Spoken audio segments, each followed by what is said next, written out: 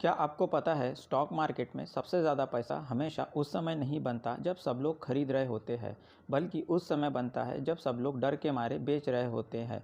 फिर चाहे 2008 का फाइनेंशियल क्राइसिस हो या फिर 2020 का कोविड क्रैश और हाल ही में आई कई सेक्टर में गिरावट इसके एग्जाम्पल है।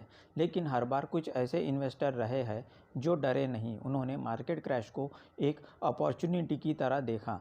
अब सवाल यह है, क्या कोई ऐसा म्यूचुअल फंड भी है जो इस स्ट्रैटेजी के ऊपर काम करता है? तो जवाब है हाँ। और आज हम बात करेंगे वाइटॉक कैपिटल स्पेशल अपॉर्चुनिटीज़ फंड की। लेकिन क्या ये फंड सच में अल्फा जनरेट करता है या फिर ये एक और हाई रिस्क थीमेटिक फंड है? आज हम इस फंड का डीप एनालिसिस करेंगे।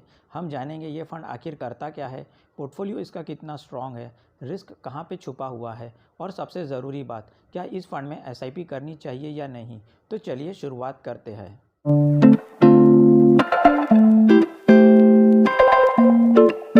एनालिसिस शुरू करें उससे पहले एक सवाल का जवाब जानना बहुत ज़रूरी है कि आखिर स्पेशल अपॉर्चुनिटीज़ होती क्या है।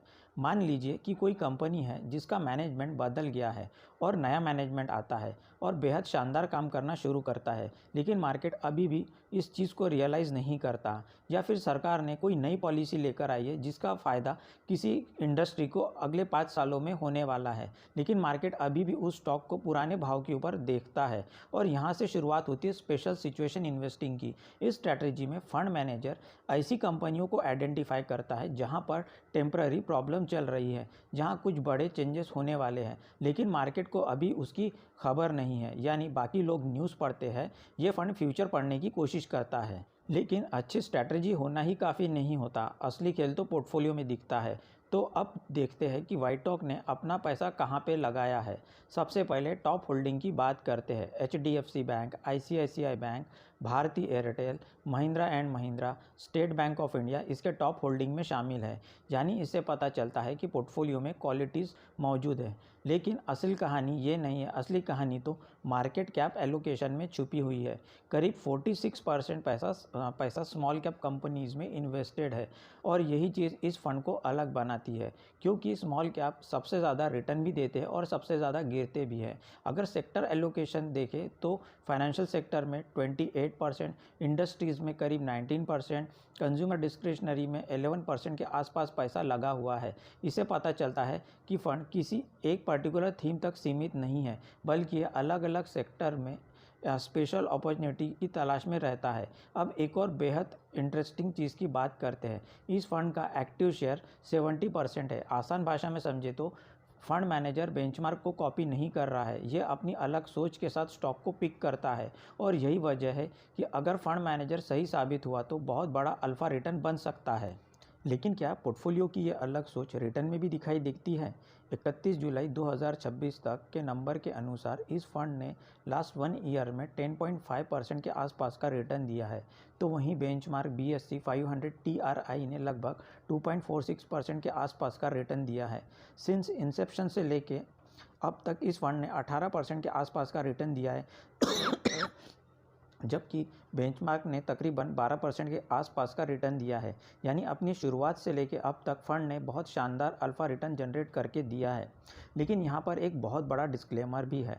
डिस्क्लेमर यह है कि ये फंड अभी सिर्फ 2 साल पुराना है। इसने अभी तक कोविड जैसा crash, bull market, bear market, high interest rate cycle जैसी सिचुएशन अभी तक पूरी तरह फेस नहीं किया है। इसलिए इतनी जल्दी इस फंड को चैंपियन कहना थोड़ा जल्दबाजी होगा। और यहीं आते हैं हम इस वीडियो के सबसे इम्पॉर्टेंट हिस्से पर। दोस्तों, जहां पर ज़्यादा रिटर्न मिलने का चांस होता है, रिस्क भी वहीं पे ज़्यादा होता है। इस फंड में मुझे 4 बड़े रिस्क दिखाई देते हैं। पहला है शॉर्ट ट्रैक रिकॉर्ड। इस फंड की हिस्ट्री सिर्फ 2 साल पुरानी है।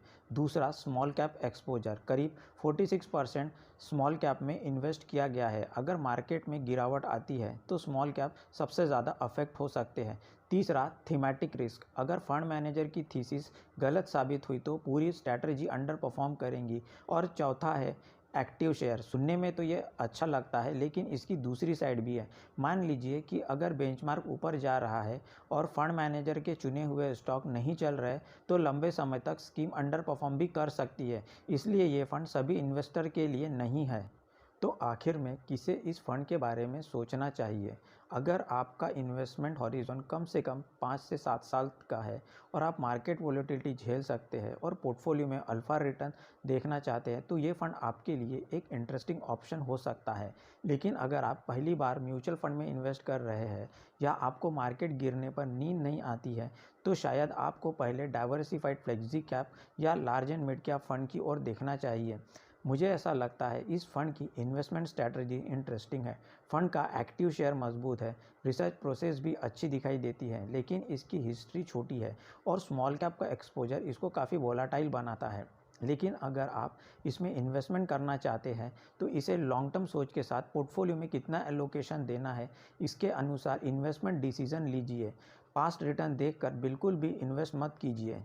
अब मैं आपकी राय जानना चाहता हूँ, क्या आपको लगता है 46% स्मॉल कैप एक्सपोजर एक अपॉर्चुनिटी है या एक बहुत बड़ा रिस्क? अपनी राय कमेंट में ज़रूर बताइए। वीडियो पसंद आया है तो वीडियो को लाइक कीजिए, चैनल को सब्सक्राइब कीजिए और बेल आइकन दबाना मत भूलिए। मैं हर वीडियो में कोशिश करता हूँ कि आपको सिर्फ डेटा नहीं बल्कि उसके पीछे की पूरी कहानी समझाऊँ। तो दोस्तों, ये था इस फंड का एनालिसिस। ये वीडियो हमने एजुकेशनल पर्पस के लिए बनाया है। म्यूचुअल फंड में इन्वेस्ट करने से पहले स्कीम रिलेटेड डॉक्यूमेंट को ध्यान से पढ़ना ना भूलें। मैं मिलूंगा आपसे अगले वीडियो में।